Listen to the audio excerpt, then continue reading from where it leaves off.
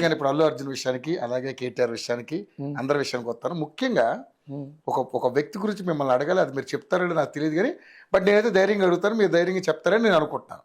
ముందు వీళ్ళిద్దరితో మాట్లాడిన నరసింహుడు ఉన్న తర్వాత ధైర్యం ఉందని అడగచ్చా?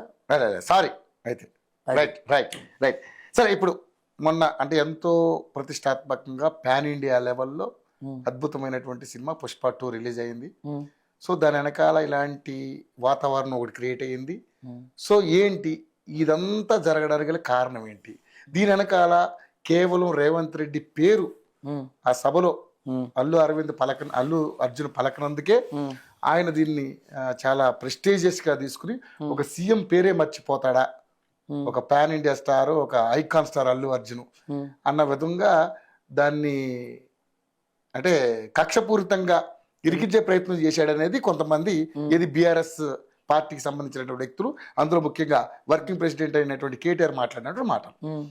సో ఏంటి సార్ అసలు మొత్తం ఎపిసోడ్ లో మీకు కూడా తెలుసు, మీకు తెలియదు సర్వాంతర్యామి మీరు తెలియని చెప్పారు, ముందే చెప్పాను, నవంబర్లోనే చెప్పేసా ఇలా ఇలా జరగబోతోంది అని. అదే జరిగింది. ఇప్పుడు అంటే ఎవరిని తప్పు పట్టాలి? థియేటర్కి వచ్చిన వాళ్ళని తప్పు పట్టాలా? చెప్పండి, మొత్తం చెప్పండి. పుష్ప 2 సినిమా గురించి నేను ముందే చెప్పా. ఒక్క రోజులో ప్రపంచ వ్యాప్తంగా ఎవరు ఊహించని స్థాయికి కలెక్షన్ చేసి, ఎవరు ఊహించని స్థాయికి అల్లు అర్జున్ వెళ్ళి అక్కడి నుంచి ఒక్క దెబ్బకి కింద పడతాడు అని చెప్పారు. అంతేకాదు అది బలి కోరుకుంటుంది, ఆ చిత్రం బయటికి వచ్చే సమయం బలి కోరుకుంటుంది, అది ఎవరన్నా కావచ్చు అని అన్నట్టుగానే కర్మ కొద్దీ అదే జరిగింది. ఇప్పుడు నువ్వు అడిగావు, నాకు ఒక మాట చెప్పు.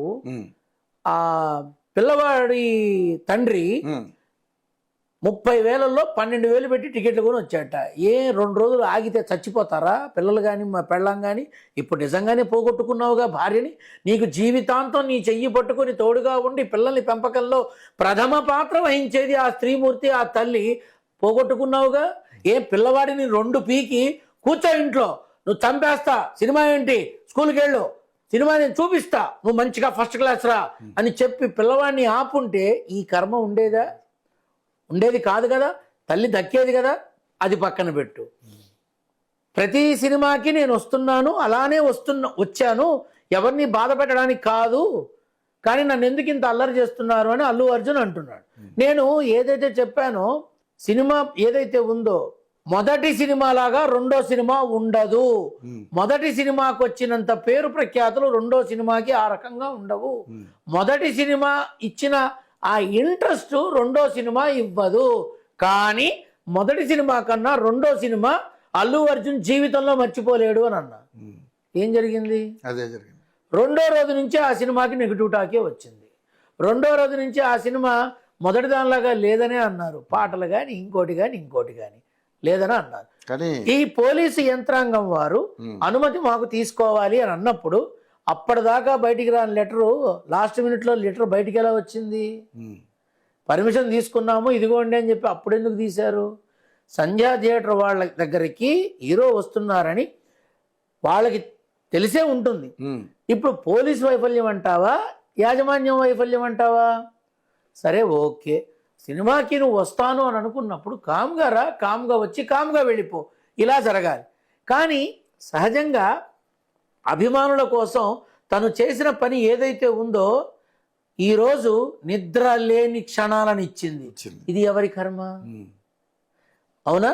ఇప్పుడు పేరు పలకనందుకు ఈ రకంగా చేశారు, తప్పేం లేదు. అంత పొగరా, అంత ఇదా అని మాట్లాడుతున్నారు బయట. ఇప్పుడు సడన్ గా మాట్లాడేటప్పుడు ఒక్కసారి సభలో నాయకుల పేర్లు కూడా రావు, తొందరగా రావు. దాన్ని మనం రావు, తప్పుగా పట్టాలి. మన అనుకుంటే పట్టించుకో, మనది కాదు అంటే పీక మీద కాలేసి తొక్కుతాం. అదే జరిగింది అక్కడ. తను ఇప్పుడు సినిమా టెక్నీషియన్స్ పేర్లు గుర్తుంటాయి, సినిమా నిర్మాతల పేర్లు గుర్తుంటాయి, నటీనటుల పేర్లు గుర్తుంటాయి, డిస్ట్రిబ్యూటర్ల పేర్లు గుర్తుంటాయి, ఆ సినిమాకి ఫైనాన్స్ ఇచ్చిన ఫైనాన్సర్ల పేర్లు గుర్తుంటాయి. సడన్ గా నువ్వు రాజకీయంలోకి వెళ్ళిన తర్వాత పేర్లు రావాలి అంటే రావు నాన్న. కానీ వీడింత పెద్ద స్టార్ అయ్యాడు, వీడింత సంపాదించాడు, సినిమా ఇంత కలెక్ట్ అయింది కదా, అందుకే వీడికి అహంకారంతో వాడు ఆ పేరు చెప్పలేదు, వీడికి తగిన శిక్ష వేయించాలి అని అనుకోవడంలో మరి రేవంత్ రెడ్డి యొక్క అభిమానులు అలా కోరుకోవడంలో తప్పే ఉంది.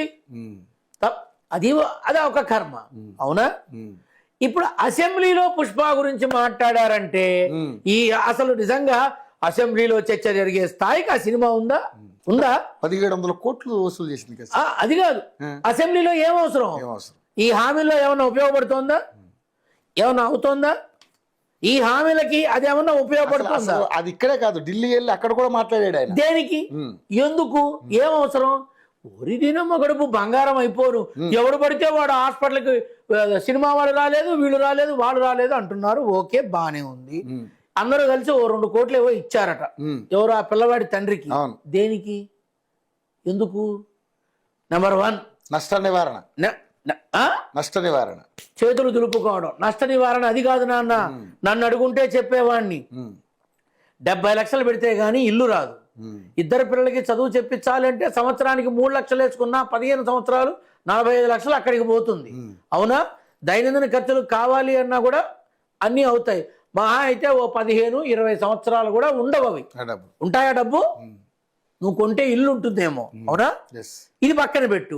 ఈ ఇన్సిడెంట్ జరిగినప్పటి నుంచి నీ వెనకాల ఉన్నావు, నీ ముడ్డి వెనకాల ఉన్నావు, నీతో ఉన్నావు, నీకంతా సపోర్ట్ చేసావు. నాకు 2 లక్షలు కావాలి, నాకు 5 లక్షలు కావాలి, నాకు అది కావాలి అని ఇంకో 20-25 లక్షలు చుట్టుపక్కల వాళ్ళు తీసేసుకుంటే ఖచ్చితంగా జరుగుతుంది. అది జరుగుతుంది, గ్యారెంటీ జరుగుతుంది. బంధువులు కానీ ఇంకోళ్ళు కానీ వచ్చి తీసుకోరని గ్యారెంటీ ఏంటి? అసలు వాడే ఇచ్చేటట్టున్నాడు. నువ్వు నా పక్కన నిలబడ్డావు కదా మొదటి నుంచి, తీసుకో ఒక 2 లక్షలు అని వాడే ఇచ్చేటట్టున్నాడు. నాకు ఇప్పుడు భయం ఏంటంటే ఈ డబ్బు వల్ల వాడెక్కడ ఏమవుతాడో అన్న భయం ఒకటి ఏడిచొచ్చింది. సరే, ఇది పక్కన పెట్టు. నిజంగా వాడికి మంచి చేయాలనుకుంటే 25-50 లక్షలు ఇచ్చారట గవర్నమెంట్ తరపున.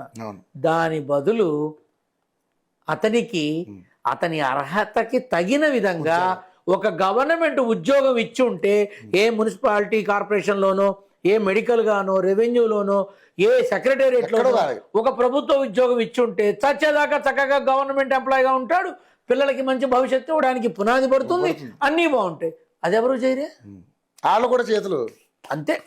నేను అడిగేది ఏంటంటే దీని గురించి అసెంబ్లీలో చర్చించాలా? కాకపోతే ఏంటంటే ఒక మహిళ ప్రాణాన్ని గౌరవిస్తూ మాట్లాడడం నిజంగా ముదావహం, నేను కాదనను. అని ఎంతోమంది పోయారు నాన్న. పంటలు పండలేదని రైతులు ఆత్మహత్య చేసుకున్నారు. ఏది పట్టించుకోలేదు. ఆడపిల్లని ఇబ్బంది పెడుతున్నారని, అత్యాచారాలు చేసి చంపుతుంటే తట్టుకోలేక ఆత్మహత్యలు చేసుకుంటున్నారు. ఏది పట్టించుకోవాల్సినవి చాలా ఉన్నాయి నాన్న. బస్సులో ఫుడ్ బోర్డింగ్ చేస్తూ మన అమ్మలు, మన తల్లులు, మన చెల్లెళ్ళు విపరీతమైన కష్టంతో వెళుతున్నారు. ఏంటి పరిస్థితి? బస్సు కింద పడితే ఎవరన్నా ఒకళ్ళిద్దరు పడిన ఘటనలు కూడా ఉన్నాయి. ఏంటి పరిస్థితి? ఏది ఆలోచించాలి, ఏది నిర్వహించాలి, దేన్ని పట్టుకోవాలి, దేన్ని విడిచిపెట్టాలి తెలీదా వీళ్ళకి?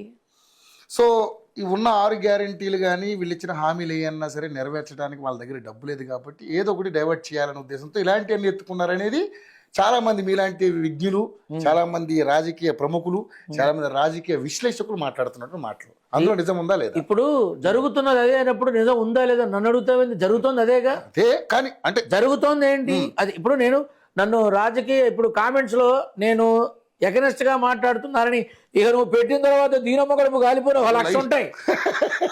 అక్కడ కామెంట్లు 1,00,000 వచ్చాయని నేను బాధపడ్ను. 1,00,000 మంది చూశారు, ఫోన్లే, నా బాధ అందరికి అర్థమైంది అనుకుంటా. సంతృప్తి. అయితే ఇప్పుడు ఈ హామీలు కానీ గ్యారంటీలు కానీ వాటికి బదులుగా మిగతావి ఏదైతే ప్రాపకాండ జరుగుతోందో ఇది ఆపేసి దాని మీద దృష్టి పెడితే బాగుంటుంది. సో ఈ సినిమాకి సంబంధించి నేను ముందుగా చెప్పింది, జరుగుతున్నది ముందుగా చెప్పింది. గురుగారు జైలుకి వెళ్తాడా? ఇప్పుడు మాత్రం అల్లు అర్జున్ జైలు జీవితమేగా అనుభవిస్తోంది. 4 గోడ మధ్యలో పడి ఏం చేస్తున్నాడు? పెళ్ళాం బిడ్డలు వేరే చోట ఉన్నాడు, తాను ఒక్కడే ఉన్నాడు. ఎప్పుడు ఏం జరుగుతుందో తెలియదు. మళ్ళీ కొత్తగా జైలుకి వెళ్ళడం ఎందుకు? అయినా వాడికి ఆ కర్మ ఉందిలే, తప్పదు అని అన్నా. ఉగాది దాటేదాకా తప్పించుకోవడం కష్టం. నెంబర్ 1. ఇప్పుడు ఉన్న స్థితిలో ఒక చక్కటి శుభక్రతువు భగవంతుడికి చేస్తే ఆ కుటుంబం పూర్తిగా బయటపడుతుంది. లేదా ఇది నలుగుతూనే ఉంటుంది. శుభక్రతువు అంటే ఏంటనుకో, అంటే వాళ్ళ కుటుంబానికి ఈ కష్టం పోవడానికి ఏ భగవత్ స్వరూపాన్ని పట్టుకొని ఆ క్రతువు చేస్తే పరిష్కారం వస్తుందో అది నేను వాళ్ళకి చెప్పాలి తప్ప ఎవరికి చెప్పకూడదు. ఒకరి విషయం ఒకరికి చెప్పకూడదు. ధర్మ విరుద్ధం. నరసింహుణ్ణి మళ్ళీ ఇంకోసారి హిరణ్యకశిపుడు చీల్చినట్టు నన్ను చీలుస్తాడు.